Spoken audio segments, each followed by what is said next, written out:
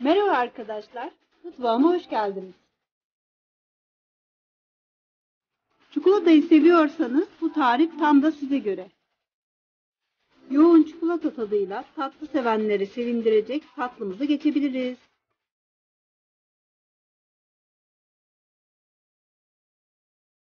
İki adet yumurta, 1 çay bardağı zeytinyağı, yarım çay bardağı su, 1 paket kabartma tozu, 1 paket vanilya, 1 çay bardağı şeker, 1,5 su bardağı un. Tat tarifimizin keki için 2 adet yumurtamızı kasemize boşaltalım. 1 çay bardağı toz şekerimizi de üzerine ekleyip güzel bir şekilde çırpalım.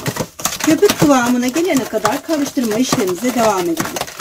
Daha sonra yarım çay bardağı zeytinyağımızı üzerine ekliyorum.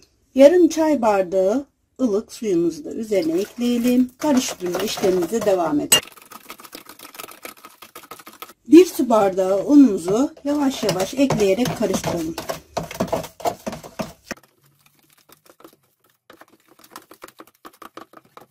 Daha sonra üzerine 1 paket kabartma tozumuzu ekleyip karıştırmaya devam edelim. 1 paket vanilyamızı da ekliyorum. Kekimiz kıvama gelene kadar karıştırıyoruz. Tart kalıbımızı güzel bir şekilde margarinle her yerini eşit bir şekilde yağlıyoruz. Kekimizi içerisine boşaltalım. Olduğu yerde birkaç sefer sallayalım ki kekimiz her bir yerine eşit bir şekilde yayılsın. Önceden ısıtmış olduğumuz 180 dereceli fırınımızda kontrollü bir şekilde kızartalım.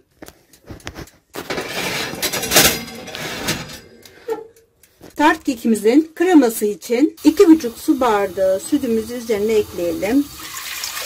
İçerisine 2 çorba kaşığı unumuzu da ilave edip güzel bir şekilde karıştıralım. Çorba kaşığı nişastamızı da ekliyorum. Güzel bir şekilde karıştırmaya devam ediyoruz. 1 çay bardağı toz şekerimizi de ilave ediyorum. Muhallebi kıvamına gelip göz göz olana kadar karıştırıyoruz.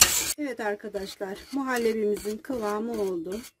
İçine 1 çorba kaşığı margarinimizi ekleyerek son karıştırma işlemimizi de tamamlayalım.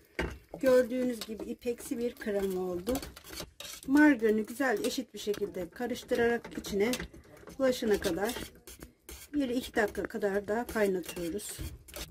Gördüğünüz gibi çok güzel ipeksi bir krema oldu. Kremamız tamamdır. 10-15 dakika kadar ilk sıcaklığının çıkmasını bekleyelim. Kremamızın üzerine çikolata sosumuzu da hazırlayalım.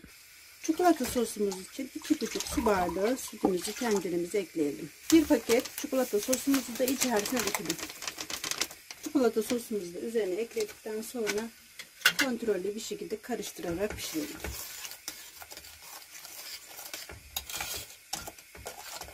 Arkadaşlar tartımızın ilk sıcaklığı çıktı. Arasını sütle ıslatalım. Kekimizin yumuşak olması lazım. Çay bardağı sütümüzün içine 2 tatlı kaşığı şeker ekleyip karıştırıp güzel bir şekilde tartımızı ıslatalım kekimizi.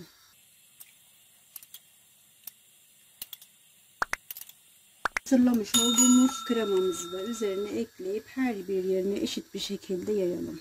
Çok güzel bir tart tarifi arkadaşlar, yapmanızı tavsiye ediyorum. Altındaki yumuşacık keki, üstünde akışkan kreması, üzerinde bitter çikolata sosuyla enfes bir tatlı.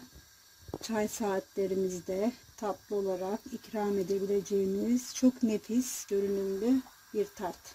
Yapmanızı tavsiye ederim kesinlikle. Üzerine de çikolata sosumuzu her bir yerine eşit gelecek şekilde dökelim.